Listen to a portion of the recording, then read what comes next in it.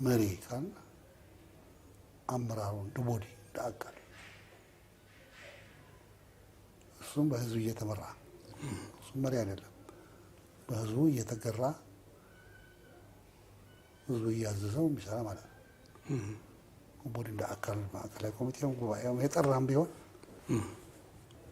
ህዝቡ ካልገዛው ባለቤቱ ማለት ነው። ህዝቡ የሚመራው ካልሆነ ያድርግ ያታድርግ የማይለው ከሆነ ማዕከላዊ ኮሚቴው ካል ፕሮግራሙ ምን እንደሆነ አይታወቅም። ኢኮኖሚክ ፖሊሲው ምን እንደሆነ አይታወቅም።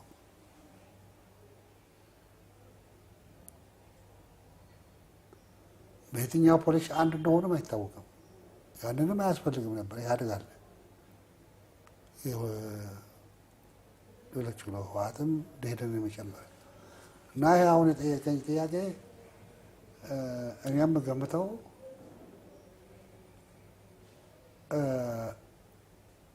ኢህአዴግን ለማዳከም ሊሆን ይችላል ወይ ምን ነው እያልኩ አይደለም፣ ግምት ነው። የውጭ እጅ ይኖርበታል ወይ?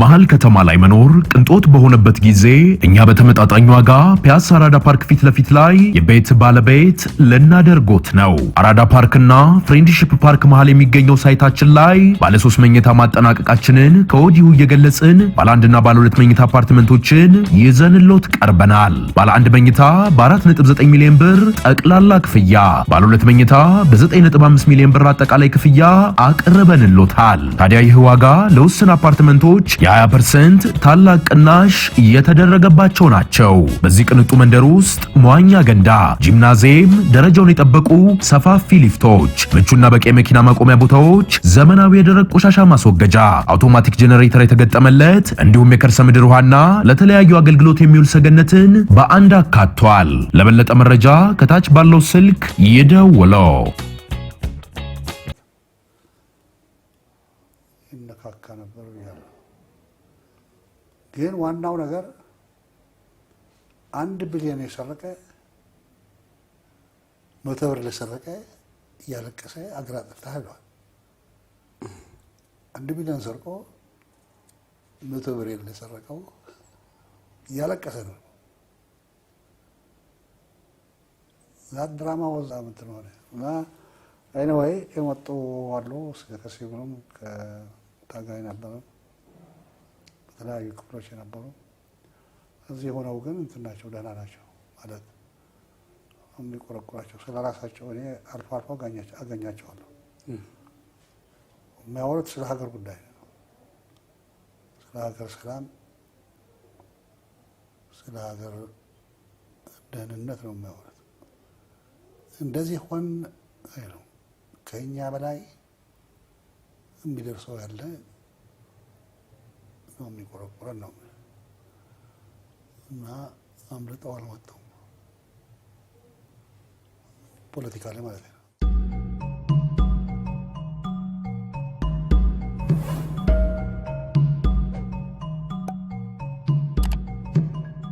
ኢህአዴግ ከዓመታት በፊት ጥልቅ ታድሶ አድርጎ ነበረ።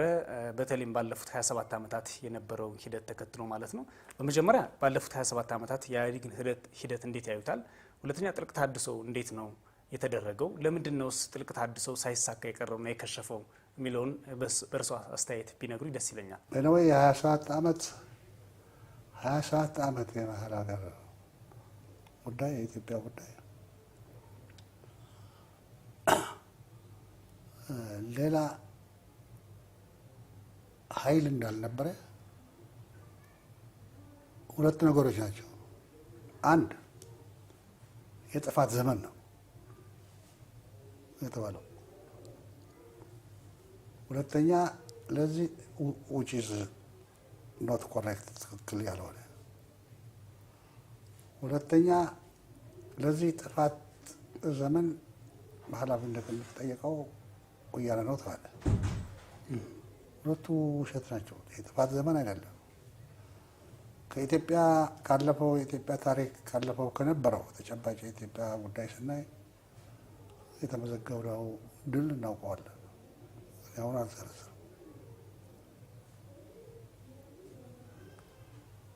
ዝርዝርም ማለቴ የታወቀ ነው። ዓለም የመሰከረው 104 ነው 90 ምናምን ነበር ጂዲፒ ፐር ካፒታ 800 ደርሰናል።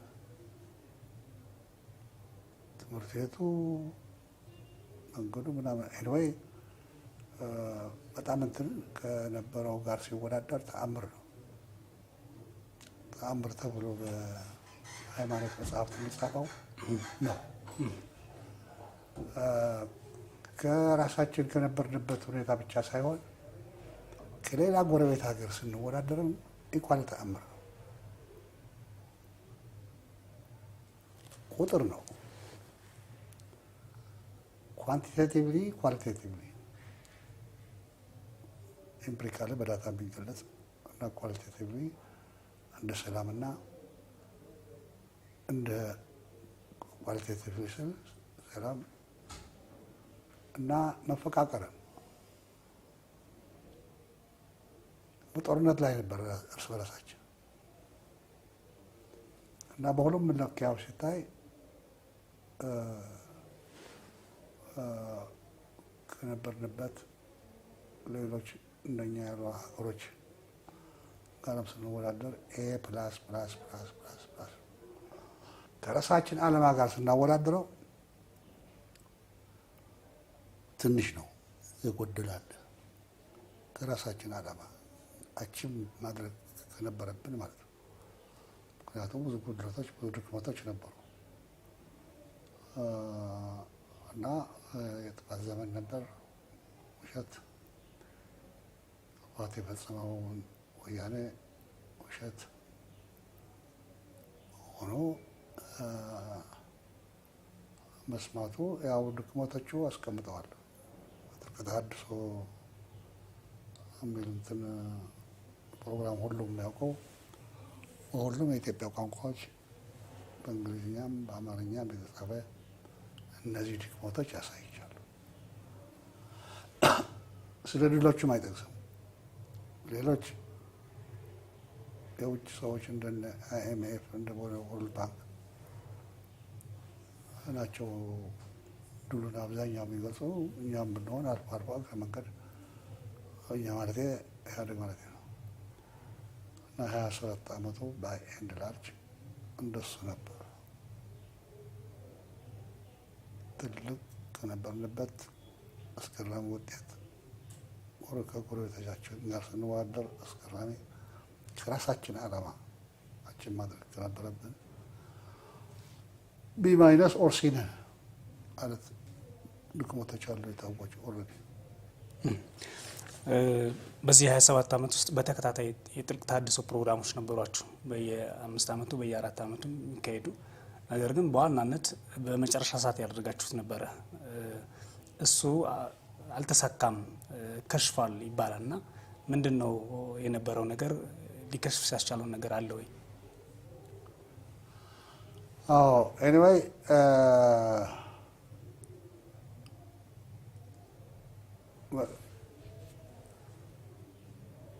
በመጀመሪያ በመስመሩም በፕሮግራሙም በስትራቴጂውም የተቀመጠው እነዚህ ድክመቶች ማለት ኪራይ ሰብሳቢነት አደጋችን ነው ተብሎ ተቀምጠዋል።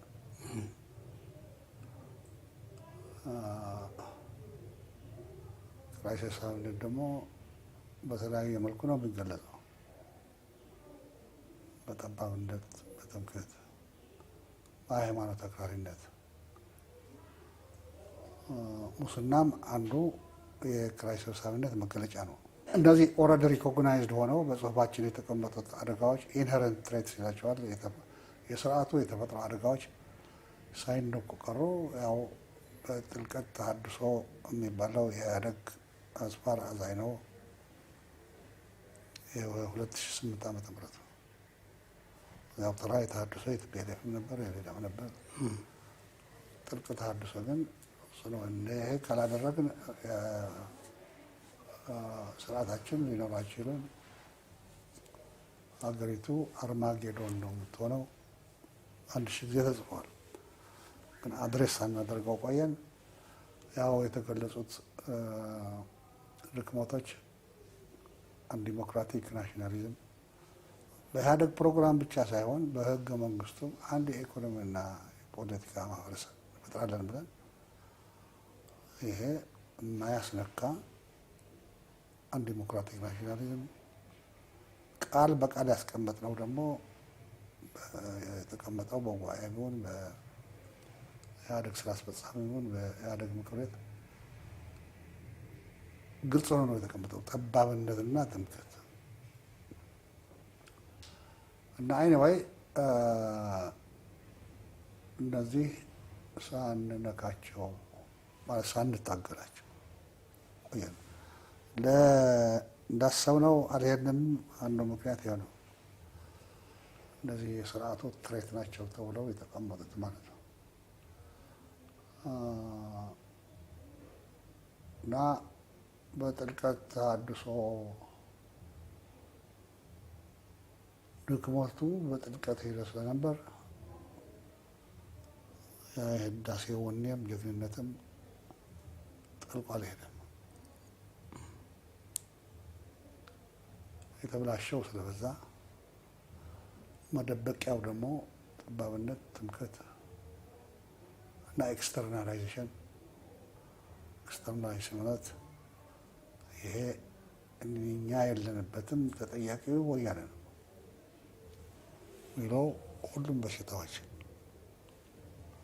አንዲሞክራቲክ ናሽናሊዝም በግልጽ ስሙ ብንጠራውም ጠባብነትና ትምክህት፣ ሃይማኖት አክራሪነት፣ ኤክስተርናላይዜሽን ማለት የራስ ድክመት ለማየት ዝግጁ አለመሆን። ይሄ ለህዝቡ ምን ያህል እንደሚጎዳው ተሪብል ነው። እጅግ በጣም ተሪብል። የውጭ ጠላት ይሻላል። የውጭ ጠላት ጂኦግራፊካሊ በሚመች ጊዜ ልታባረው ትችላለህ። ይሄ ግን አንጎል ውስጥ ስለሚቀመጥ ህዝቡ ደንዝዞ አንተን የመሰለ የለም ተብሎ ተገድሎ ተሰልቦ የሚኖር ነው ለራሱ ለብሔሩ ማለት ነው። ሌላው ቀጥሎ የሚጎዳ ነው። ያ አንተን የመሰለ ያልከው ከገደልከው በኋላ ነው ለሌላ ዕዳ የሚሆነው። ዋናው ዕዳ ከፋዩ ግን እሱ ነው እና ኤኒዌይ ሊሳካ አልተቻለም። ለምሳሌ ዶክተር አብይ አህመድ ጀርመን ሲመረጥ ማለት ነው በጥልቅ ተሃድሶ የተባለው በአብዛኛው እዚያ የነበረው ሰው ጥልቅ ብቻ ሳይሆን በፍጥነትና በጥልቀት ፍጥነት አቶ ሮዝኖ ታይ ወደ ገደል ነው የምንገባው። አቶ ኃይለማርያም የጻፈውም ደስ አለ። በማንኛውም ጊዜ በማንኛውም ሰዓት ወረቀት አለ።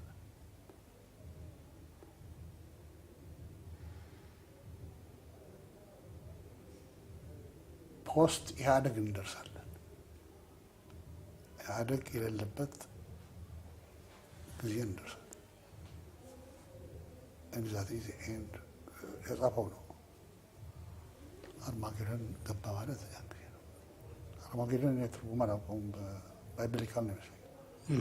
እኔ ባልካናይዜሽን ነው የምለው መበታተን እና በጥልቀትም ተበላሽተን ስለነበር በጥረትና በጥልቀት የድክመት ወደ ገባበት ቦታ ገብተን ለማውጣት አልቻልንም። አብዛኞቻችን ተበላሽተን ስለነበርንና ራሳችን እንዳናይ ደግሞ ኤክስተርናላይዝ አደረግን እንትላ ነው ሳለን በዚህ ድክመት የውጭ እጅ ገባ። ዋናው ዲተርም የሚያደርገው የራሱ ውስጥ ነው። ግን የውጭ እጅ ደግሞ ገባ። ያው ክሊር ነው፣ ያጠራጥር የለውም። ያን ጊዜም ተገልጸዋል። ወደ ሄድንበት ሄድን ማለት ነው። በ27 ዓመት ውስጥ የነበሩት አቶ መለስ ዜናዊና አቶ ኃይለማርያም ደሳለኝ ፓርቲውን በግንባርነት ከመሩት ናቸውና ኢህአዴግ አቶ መለስ ከሞቱ በኋላ ተዳከመ፣ እንዲሁም አሰራሩ ሁሉ ተዛነፈና ተበላሸ የሚሉ ሰዎች አሉ። በሌላ አንጻር ደግሞ አቶ ኃይለማርያም መጥተው አቅም ስለሌላቸው የመወሰን አቅም ስላልነበራቸው ነው ኢህአዴግ የተበላሸ ነው የሚሉ አሉ። ሁለቱን መሪዎች እንዴት ነው እርስዎ የሚያያቸው? ኤኒዌይ እኔ ቴሌ ፍራንክሊ በመሪ አላምንም። የኔ ጠላት ትምክህትና ጠባብነት ነው ሙስና ጠላት ነው ስል ጠላት ነው። ከዚህ በላይ ግን መሪ የሚባል ነው እኔ ከሁሉም በላይ ጠላቴ። ሰምቼውም ቀስ በቀስ ነው መሪ የሚባል ቃል እየሰማን የመጣ እንጂ አመራር ነው። ዘርፎር አሁንም የሚገለን እሱ ነው። መሪ ካል አመራሩ እንደ ቦዲ እንደ አካል እሱም በህዝብ እየተመራ እሱም መሪ አይደለም፣ በህዝቡ እየተገራ ህዝቡ እያዘዘው የሚሰራ ማለት ነው። ቦዲ እንደ አካል ማዕከላዊ ኮሚቴውም ጉባኤውም የጠራም ቢሆን ህዝቡ ካልገዛው ባለቤቱ ማለት ነው። ህዝቡ የሚመራው ካልሆነ ያድርግ ያታድርግ የማይለው ከሆነ ማዕከላዊ ኮሚቴም መሪ ነው ልትሏቸው ይቅርና አንዱ እና ኤኒዌይ ድክመቱ የገባው ያው የተነገረ ነገር ስለሆነ አቶ መለስ በነበረበት ጊዜ ያው ተደጋግሞ እንደተገለጸ ሙስና እያበላሸን ነው። አንድ እጃችን አስቀርተናል፣ አንድ እጃችን ያጨበጭባል ብሎ የገለጸው ሚዲያ ውስጥ ታገኙታላችሁ። እና መጥቆ ሄደዋል። ሙስናው የራሱ ቃል ነው የምናገረው። በገበያ በመድረክም ይታይ ነበር። ስለ ሙስና አለ፣ ግን ሰርጂካሊ አልታከመም። አቶ ኃይለማርያምም ህዝብ ይዘን ነው የምንፈታው፣ እኔ ቃል በቃል ነው የምናገረው። አንድ እጃችን ነው እያጨበጨበ ያለ፣ ስርዓታችን እያፈረሰ። አርማጌዶንም ራሱ የመለስ ቃል ነው ኢኒሻሊ። ኃይለማርያም መጣ፣ ህዝብ ይዘን እንፈታዋለን አለ። ሪኮግናይዝ ኢት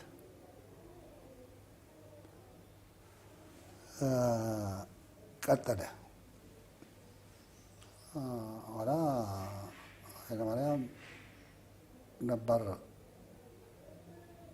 በስራ አስፈጻሚ የነበሩ የተተኩ አመራርን እና ከእያንዳንዱ የኢህአዴግ ድርጅቶች ሶስት ቸርማን፣ ሊቀመንበሩ፣ ምክትሉ እና ጸሐፊው ሰብስቦ ግምገማው እንዲካሄድ አደረገ።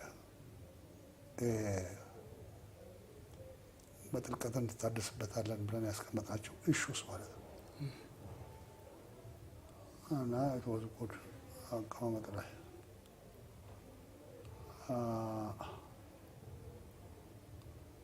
ኤኒዌይ በኃይለማርያም ጊዜ ነው የተቀመጡት። ያው እንደመለስም ህዝብ ይዘን እንዋጋለን እንመክታለን የሚል ሁለቱም ቃላቸው ህዝብ ነው። ህዝብ እንኳ ዲፋይንድ ባይሆን ህዝብ ማለት ዲፋይንድ መሆን ነበር። አንዳንድ ቦታ ህዝብ ማለት 5 ሰው ሊሆን ይችላል፣ አንዳንድ ቦታ 200 ሊሆን ይችላል። ዝም ብለህ ህዝብ ገበያ ላይ ያለው ህዝብ ጸረ ሙስና ሊዋጋልህ አይችልም፣ አያውቀውም። ህዳሴ ግድብ ምን ነበር ኮንትራቱ፣ ምን ነበር ዲዛይኑ የሚያውቀው የውጭ ሰውና ባለሙያ ነው። እዚያ ደግሞ ኦን ዘ ስፖት ያለው። ስለዚህ ሁለቱም ህዝብ ዲፋይን ባያደርጉትም ህዝብ ይዘን እንመክተዋለን ብለዋል። ኤኒዌይ ባጭሩ ተጠያቂው በመለስ ጊዜ የነበረ ብልሽት ድክመት ማለት ነው። በአቶ ኃይለማርያም የነበረ ተጠያቂው ኋላ አቶ ኃይለማርያም ባቀረበው ሪፖርት እንደተቀመጠው ተጠያቂው ቦዲው ነው። ለምሳሌ መሪ የሚፈጥር ማዕከላዊ ኮሚቴ ከሆነ ማዕከላዊ ኮሚቴ ተጠያቂ ነው። አንድ ሰው መሪ እስኪሆን ድረስ ዝም ብሎ ቆይ እዚህ መለስ አይጠየቅበትም። ቦዲ ነው ተጠያቂ። ድል ቢመጣም ይወስ ነው፣ ብልሽት ቢመጣም ይወስ ነው። ወደ አንድ ሰው ማስጠጋት ፌር አይደለም፣ ፍትሃዊ አይደለም። በኃይለማርያም ጊዜ የነበረው በተለይ በመጨረሻው የነበረው እስረኞች አለመፍታት ጋር የነበረው ህዝበኝነት የነበረው በመጀመሪያ ይወል ጉድ እሱም ተጠያቂው አመራር ነው። ኢንፋክት በ2008 በጥልቀት እንታደስበታለን ብለን ያስቀመጥነው ተጠያቂው አስቀምጠዋል። ተጠያቂው ማዕከላዊ ኮሚቴ አመራሩ ነው። ከፍተኛ አመራር ቃል በቃል ነው። ከፍተኛው አመራር ነው። በኪራይ ሰብሳቢነት የተዘፈቃለ አድርባ ያለ አቅመ ቢስ አለ አይቆት በሶስት ተከፈሉ አመራር ማለት ይሄ የመበስበስ አደጋ የሚያጋጥመው ከፍተኛ አመራር አለ። ሁለተኛ አድርባ ያለ አሽከር አዝማሪ ማለት ነው። ወል ስራው ጌታው መጠበቅ። ሶስተኛ አቅመ ቢስ ያቺ ኃይለማርያም ኦፊስ ነባር ስራ አስፈጻሚ የነበሩ ነባር የተተኩ እና ከየድርጅት ደግሞ ከአራት ድርጅት ደግሞ ሶስት ነበረ ማለት ነው የተደረገው። ስለዚህ ተጠያቂው አሁን ብለው ያለው ማዕከላዊ ኮሚቴ ነው። ተጠያቂው አመራር ነው በየደረጃው ያለው ብለው እዚያም ተቀምጠዋል። ከዚህም ከከፍተኛ አመራሩ ቸርማኑና ምክትል ቸርማኑ የበለጠ ተጠያቂነት አላቸው ይላል እና ይህም ስለተቀመጠ ቲዎሬቲካልም በመተዳደሪያ ደንቡም ያለው የጋራ አመራር ነው።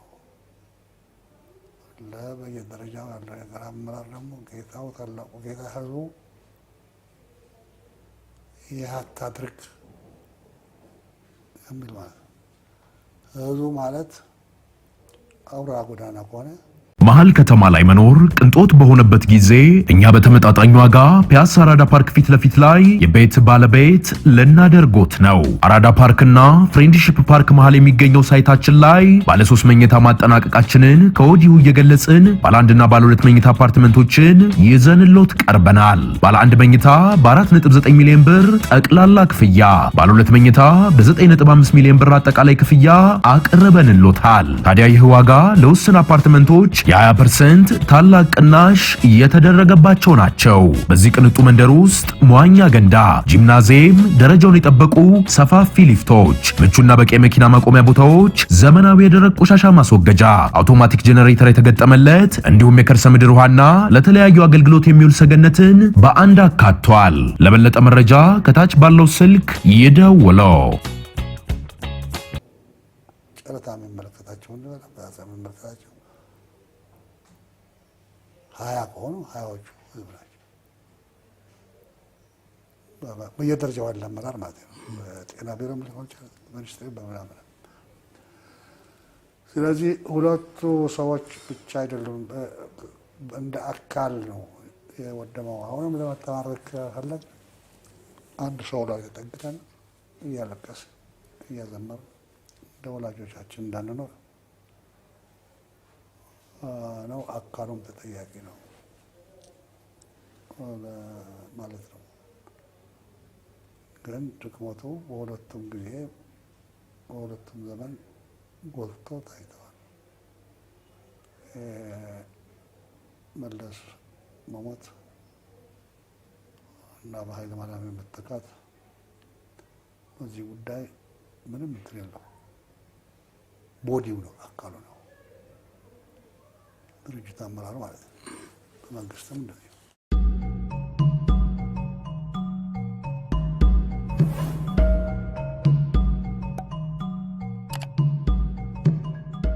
በኢህአዴግ ውስጥ ያሉት ብአዴን፣ ኦህዴድና ህወሓት ያሰላልፍ ለውጥ በማድረጋቸው ህወሓትን ለማጥቃት እየተደረገ ነው የሚሉ የፖለቲካ ተንታኞች አሉ።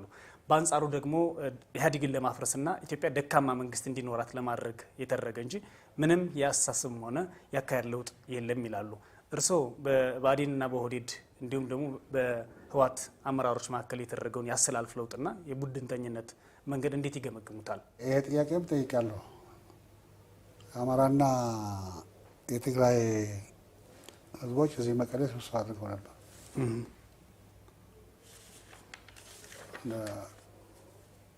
ቸር የሚያደርጉት ራሳቸው ናቸው። እኔ በትክክል ጊዜ የተማርኩት ያን ጊዜም ገልጬዋለሁ።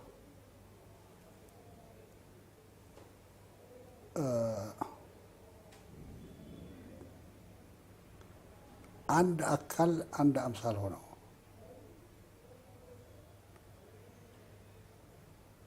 የምታጣሉን ብአዴንና ህወሓት ናቸው ብለው ዝርዝር ያስቀመጡት ያን ጊዜ ገልጫለሁ።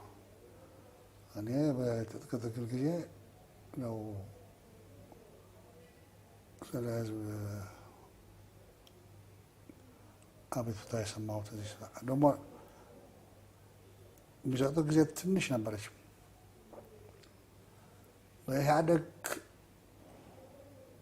መድረኮች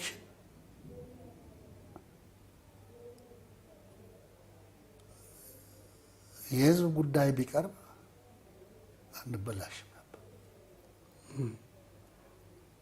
ኦን ዘ ግራውንድ ኦን ዘ ስፖት ያለ ኖት ሪፖርት ባይ ካድሬ የመጣው እንትን እና ሁለቱ ድርጅቶች ተደበደቡ። እንዴት ብልሽት እንደሚያመጡ ያሉ ብአዴንም ህወሓት ኮንክሪት ተጨባጭ ነው። ከዚህ በኋላ ሁለተኛው ዙር ጎንደር ነበር። በጣም የደከመ የህዝብ በላይነት የህዝብ ጠያቂነት የሌለው ሌላ ጉዳይም ነው። ሁለት ቀን ነበር፣ ያ ግማሽ ቀን ነው። ያን ጊዜ ጠይቄያለሁ ነበሩ የመድረክ ሆነች በኦሮሞና በአማራ የሚደረግ ያለው እንትን ነው ስለማላውቀው ነው። ምንድን ነው መንስኤው? ምንድን ነው ዓላማው? ማነው የወጣ ነው? I was very happy በትግራይና በአማራ እንደተጀመረው ከህዝብ የተነሳ ያውም የበለጠ ራሴን ኮት ላደርግ ይችላል። በትግራይና በአማራ እዚህ መቀሌ ጎንደር የነበረው ትንሽ ተዳክሟል። የበለጠ ሊሆን እንደሚችል ተስፋ ነበር። ይሄ ተቆጣጥረዋል።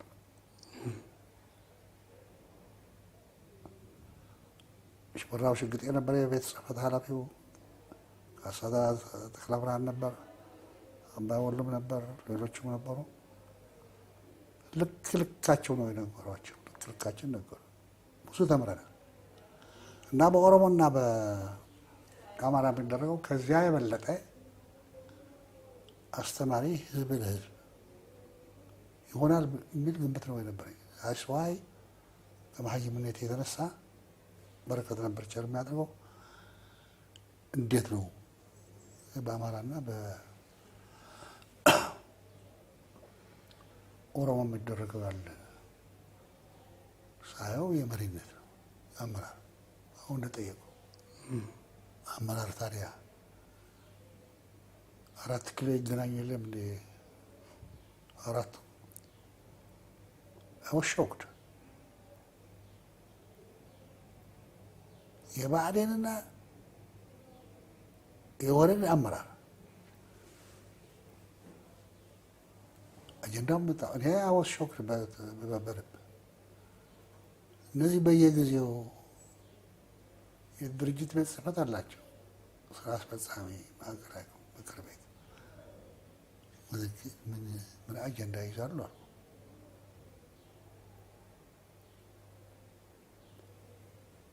እና ህወሓትን ከስልጣን ለማዳከም ብለው ህወሓት ያን ጊዜ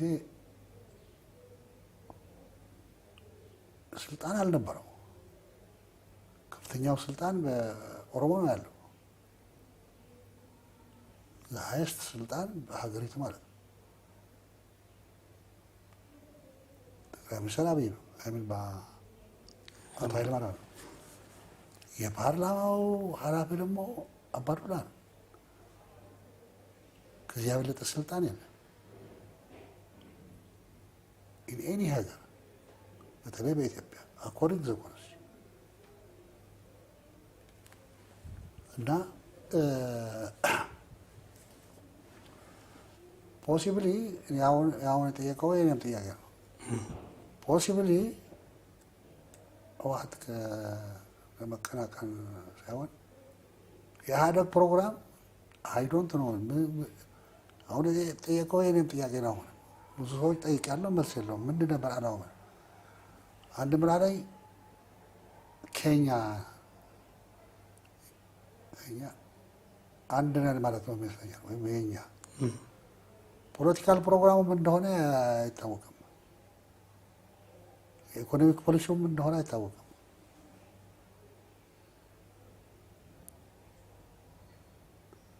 በየትኛው ፖሊሲ አንድ እንደሆነም አይታወቅም። ያንንም አያስፈልግም ነበር። ያድጋል ሌሎቹ ነው ህወሓትም ደሄደን የመጨመር እና ይሄ አሁን የጠየቀኝ ጥያቄ እኔም ገምተው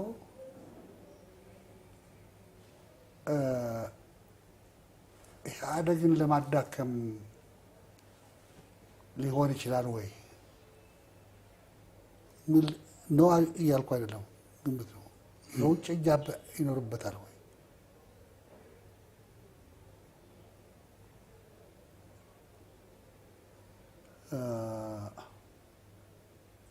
የሚለው ግን ፋይናሊ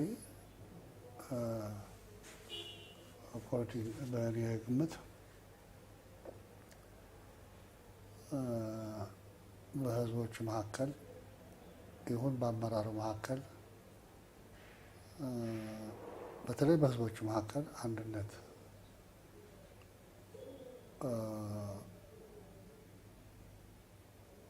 እንዳልፈጠረ ነው። ሊፈጥርም አይችልም። ቴዎሬቲካል ስታየው ይዘቱ ስለማይታወቅ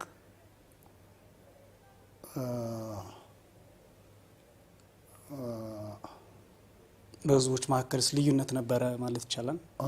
ልዩነት ነበረ በህዝቦች መካከል ከመሰረቱ? በህዝቦች መካከል እኮ ልዩነት የሚባል ነገር ሊፈጠር አይችልም። አንድ ማለት በህዝቦቹ መካከል ኢንሄረንት በባህሪያቸው ያም በጎ ይመኛል፣ ያም በጎ ይመኛል። ያም የሌላኛው በጎ ነገር ለራሱ እንደሚጠቅመው ያውቃል።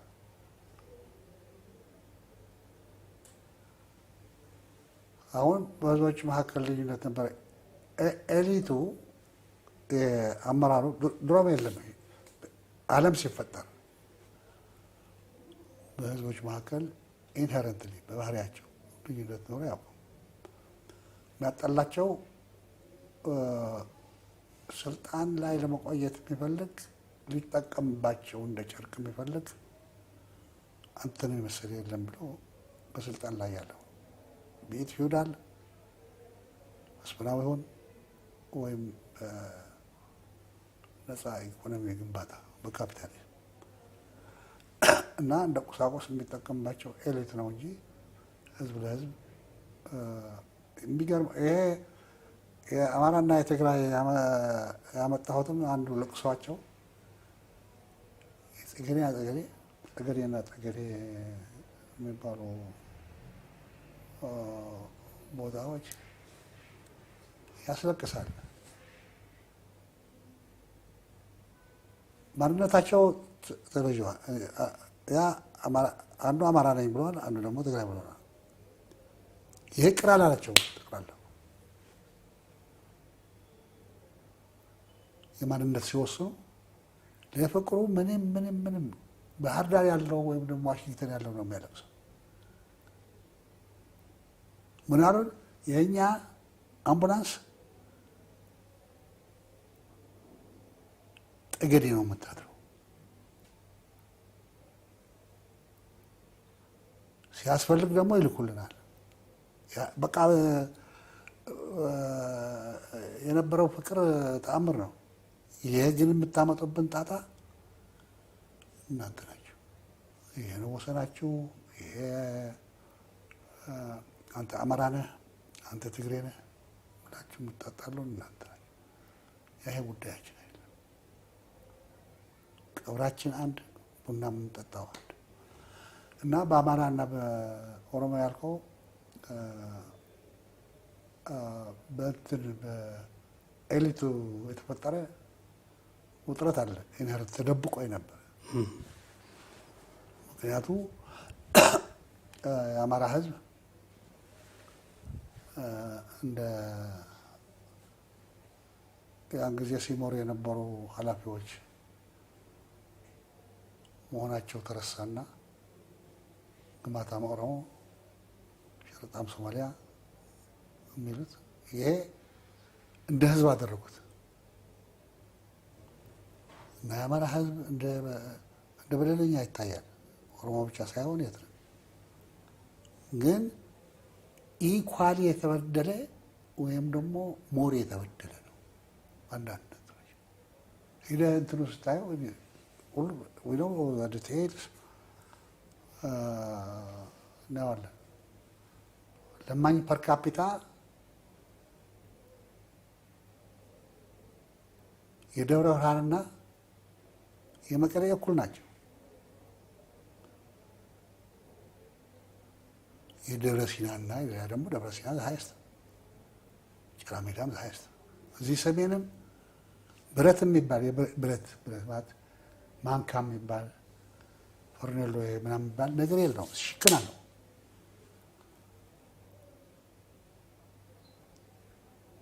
በባዶ ሜዳ ነው የተሰደበው። የሚያሰድበው ኢሊት ነው። አሁንም ገመድ ክሳሩ የከተተበት እንትን የመሰለ የለም እንትና እንደዚህ የሚለው ደስ ነው እንጂ በህዝብ መካከል ኢንሄረንትሊ አፋር ጥረት አለ። ኢህአዲግ በተደጋጋሚ የፖለቲካ ምህዳሩ ጠቧል ሲል ያነሳል። የፖለቲካ ምህዳሩ ከመጥበቡም ባለፈ ደግሞ የውስጥ ዲሞክራሲ መቀጨጭ ነው ዋናኛ ጠንቃችን ሲሉ ነበረ። እንዴት ነው ይህ የፖለቲካ ምህዳርና የሌሎች ጉዳዮች ተያያዦች ላይ የእርሱ አስተያየት? እኔ አጭር ነው የምመልስልህ። ፖለቲካል ምህዳሩ ጠባዋል የሚል አይ ቲንክ ቋሚ የፖለቲካ ፓርቲዎች የሚያነሱት ይመስለኛል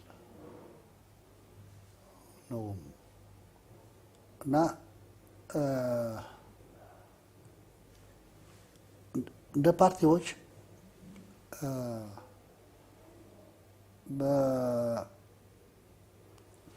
የፓርቲ ክራይቴሪያ መለኪያዎች ሲመዘኑ ፓርቲ ናቸው ወይስ አይደለም የሚለው ጥያቄ አለኝ። ደጋግሜም የገለጽኩት ነው።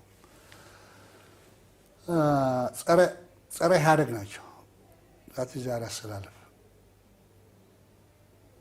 እና ፖለቲካው ምህዳሩ ጠባዋል ይላሉ።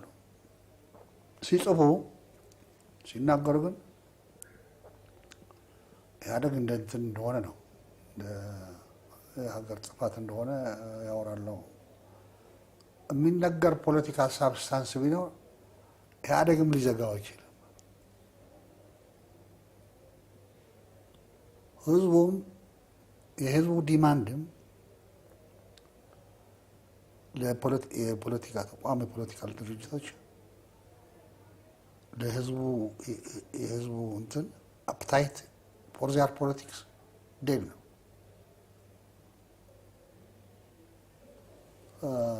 እና ኢህአዴግ ነው ፖለቲካል ምህዳሩ ያጠበበው ወይስ የእኛ ፖለቲካል ሳብስታንስ ፓላታብል አስጎምጅ ስላልሆነ ነው የሚለው ጥያቄ ቢያነሱ ለእድገት እኔ ለመከላከል አይደለም። በደርግ ጊዜ ደርግ እያለ በደርግ አፋኝ አለ በውስጥ ስራ የምንሰራው ትልቅ ኃይል ነው የሚፈጥርልን። ያ ቦታው ቁጥጥር እያለ በታላቅ ረሃብ ነው የሚጠበቀው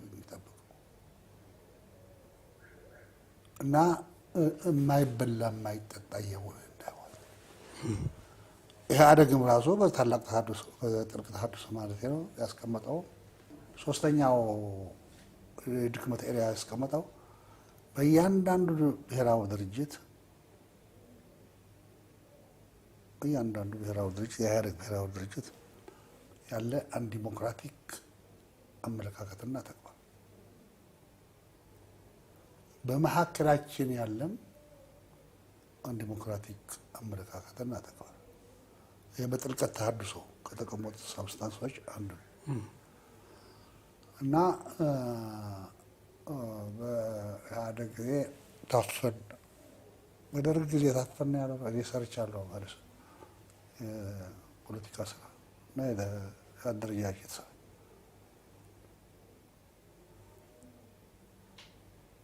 የህወሓት ፕሮግራም ይዣመር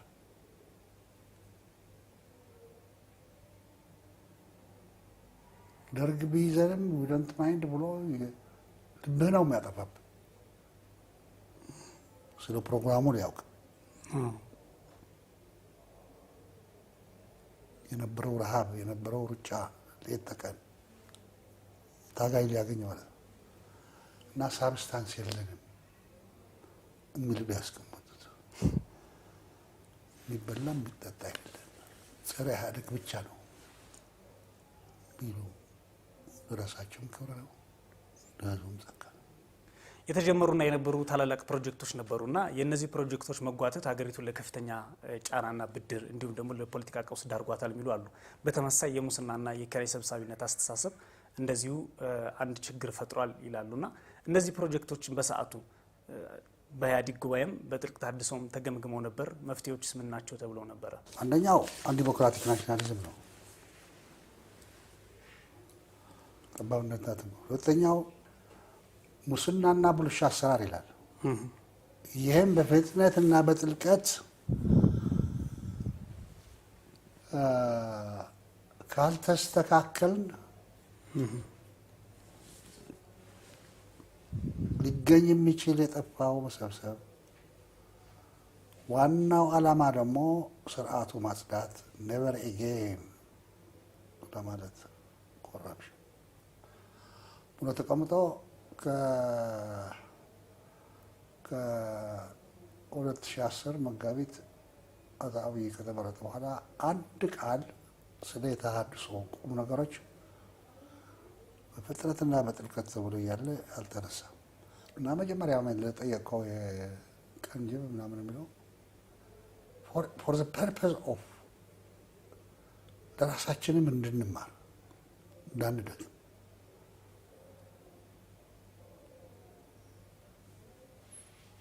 የአፍሪካ ሄድኳርተር መቀመጫ ነው። ለራሳችንም ተጠቅመን ለአፍሪካም ለማስተማር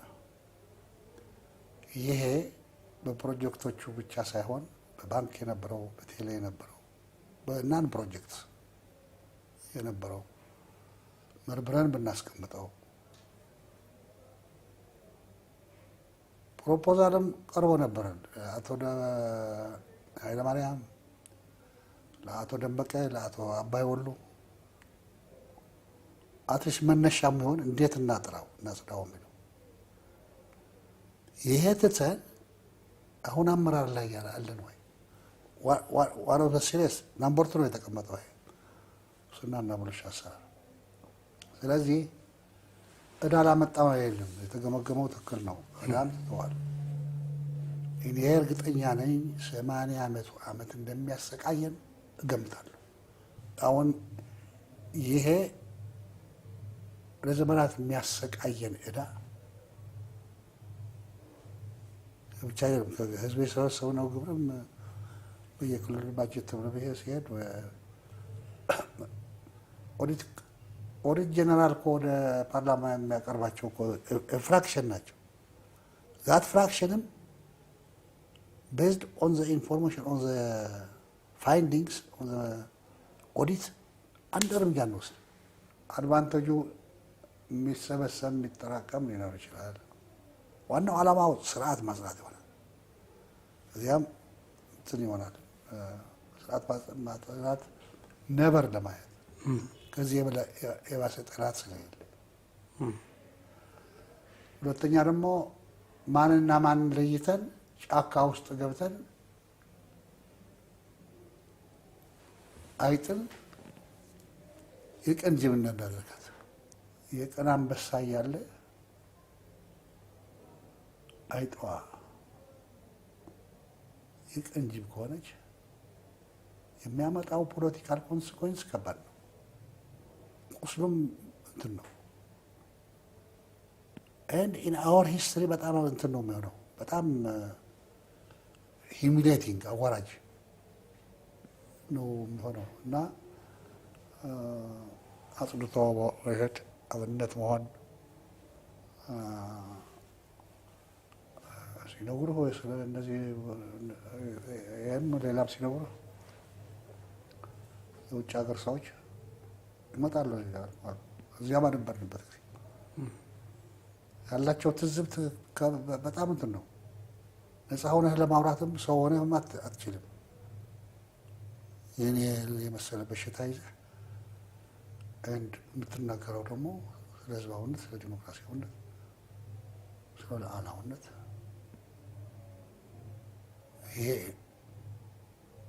ይህ አስቀምጠህ ምን ያህል እንደሚንቁን ነፃ ሆነህ ስታወራቸው ሲያሽሟጥጠን ተለብለ ነፃ ሆነህ ከውጭ ሀገር ሰው ሻለ መጠጣት ናቸው። ስርዓት አድርጉበት ነው የሚሉ ኮራፕሽን፣ ሙስናና ብልሹ አሰራር ስርዓት አድርጉ። እንደነ ናይጄሪያ እንደነ ኬንያ እንደነ የተዘረከረከ ሙስና ነው። በእነዚህ ሀገር ስርዓት ሆነዋል። ደላላ ፕሮጀክት ትልካለህ፣ ልትፈርም መጥተህ እግረ መንገድህም 1 ደቂቃ ከሚመለከተው ባለስልጣን ፈርመህ የሚከፈለው የታወቀ ነው። ኮራፕሽን ማለት ነው። እዚህ ግን ስትሰጠው ለእንትና ልሰጥ ነው ብለው ለማን እንደሚሰጠንም የታወቀ ነው። ስርዓት ነው። እናንተ ጋር ግን መጥተህ ደላላው ይህን ያህል ገንዘብ ነው የሚፈልገው ስራውን የሚፈጽመው የሚያጸድቀው ትሰጠዋለህ አለ። ይላላካሉ። ሌላ ደግሞ አለ ይሄ የጎደለው ትሰጣለህ። 1-4 ቀን ትጠብቃለህ። ከዚያ በኋላ ይጠፋል የኮራፕሽን ደላላው። እነዚህ ሀገሮች ግን እናትፈራረማለት ካለ መጥተህ ከአይሮፕላን ወርደህ ወደ ሚኒስትሩ ነው የምትሄደው። ፈራርማለት ትሄዳለህ። አታድርም። አልጋባን ሳምንት ይቆያል። ስርዓት አስይዝ።